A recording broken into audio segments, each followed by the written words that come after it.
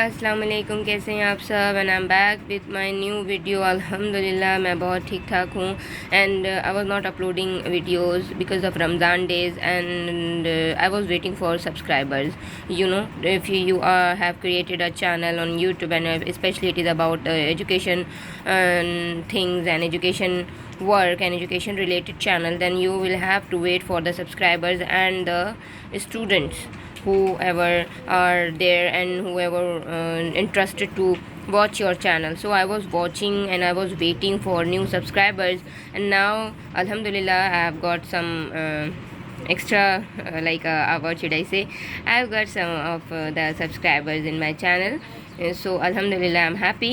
And get back to our topic, which is about also the characterization. And in our previous video what we have learned about that which type of character and what is the aesthetic pleasures can be evoked, in our previous video I have explained and manipulated किस तरह से किया जाता है plots को, और किस तरीके से बिगिनिंग में और मिडिल में एंड एंड में रखा जाता है। तो वो हमारे प्रीवियस वीडियो में था। जिन्हें नहीं समझ में आया है वो जाएं और दोबारा से वीडियो को देखें और समझें। So let's get ahead. इस पैराग्राफ में सबसे इम्पॉर्टेंट चीज़ ये है कि E.M. फॉस्टर का नाम लिया गया है, which is really very eminent writer, author, and which is really very eminent in English era. If you will start English honors from the graduation years, then you will definitely get the book of E.M. Foster. So that's why he is important, and this paragraph is important because E.M. Foster का नाम इसमें डाला गया है, इनकी हवाले डाले गए हैं, लिए गए हैं। E.M. Foster classified the characters as flat and round. Please इसे स्क्रीनशॉट लें या इसे स्क्रीनशॉट ले करके फिर इसे अपनी राइटिंग में या अपनी लैंग्वेज में लिखें, ठीक है। कि E.M. फॉस्टर ने क्लासिफाइड किया है कैरेक्टर्स को फ्लैट पे और राउंड पे, यानी कि चपटे तरीके से और गोल तरीके से, यानी कि फ्लैट और राउंड। आई होप आप लोगों को समझ में आ रहा होगा। E.M. फॉस्टर ने क्लासिफाइड किया है कैरेक्टर्स को कि ड्रामों में, नॉवेल्स में या शॉर्ट स्टोरीज़ में कैरेक्टर्स जो राइटर बनाता है, कोई किरदार बनाता है, वो किस तरीके के होते हैं। और E.M. फॉस्टर की बात पे ही आपको स्टक नहीं रहना है। Read more, elaborate more and find more things in literature. Literature एक छोटी सी चीज़ नहीं है, ठीक है। तो कैरेक्टराइजेशन भी एक छोटे से पैराग्राफ पे हम अपना माइंड जो स्टक नहीं रख सकते हैं। E.M. फॉस्टर का क्या क्लासिफिकेशन है अबाउट कैरेक्टर्स, वो यहाँ पे हमें बता रहे हैं, ठीक है। Flat characters stand for an idea, an attitude, point of view. Flat characters क्या करते हैं कि वो एक आइडिया के लिए खड़े होते हैं।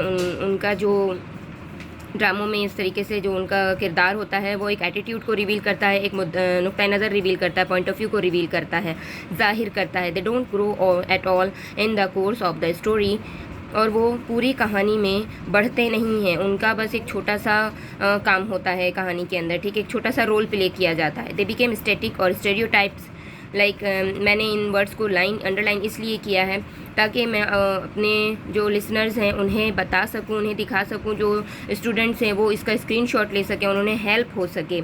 जिनके पास ऐसे स्टूडेंट्स भी हैं जो काम भी करते हैं और पढ़ाई भी करते हैं, जिन्हें वर्ड बाय वर्ड पढ़ने और उनकी मीनिंग्स को निकालने का वक्त नहीं मिलता है, तो उनके लिए मैंने ये काम बहुत इजी कर दिया है। मैंने अभी और इसी वक्त किया है ये चीज़।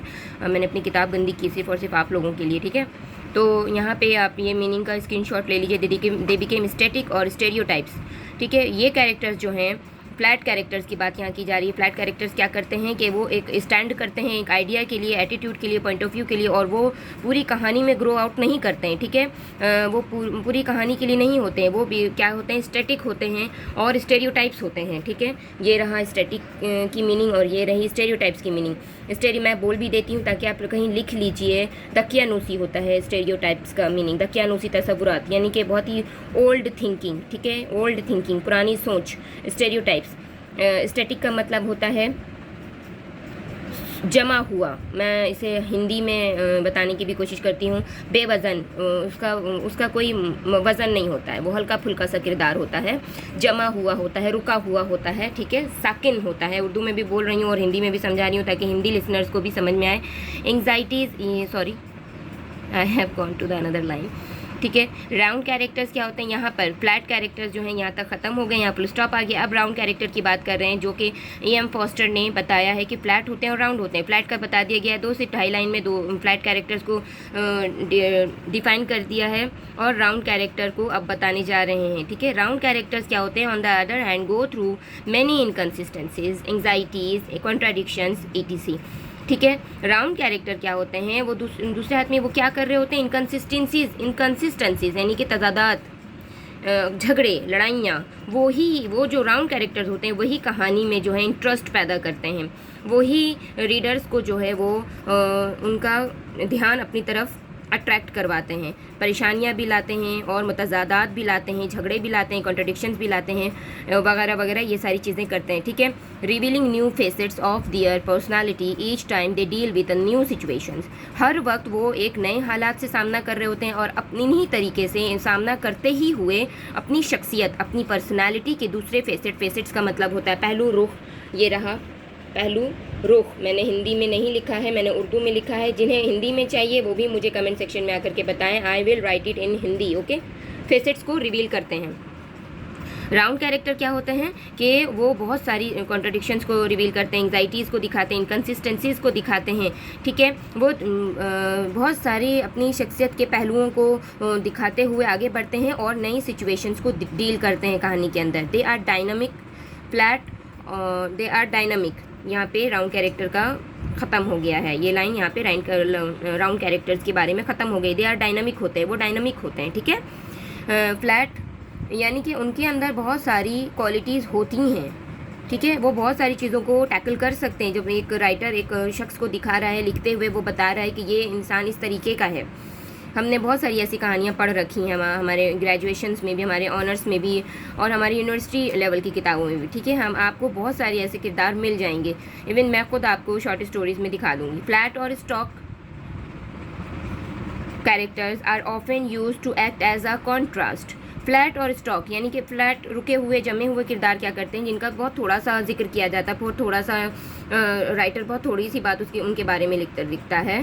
कैरेक्टर्स अक्सर क्या करते हैं, वो एक्ट करते हैं, वो हरकत में आते हैं कॉन्ट्रास्ट में, तजाद में, या तो फिर वो किसी गलती को दिखाते हैं, ठीक है। राउंड कैरेक्टर की गलती को दिखाते हैं, यानी कि उसकी हार को दिखाते हैं, राउंड कैरेक्टर की हार को दिखाते हैं, या उनमें कोई ना कोई फॉइल निकालने के लिए ज़रूर आ जाते हैं।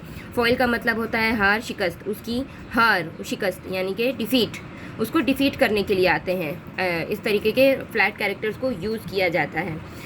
अभी ये बहुत शॉर्ट वीडियो इस पैराग्राफ में बना रही हूँ और नेक्स्ट वीडियो बहुत जल्द अपलोड करती हूँ इंशाल्लाह ताला। मुझे लगता है आप लोगों को समझ में आया होगा, और कहीं किसी को समझ में नहीं आया है तो please come to the comment section and tell me what is not explained to everyone, to anyone, okay. So please come to my comment section and tell me. Jazakallah.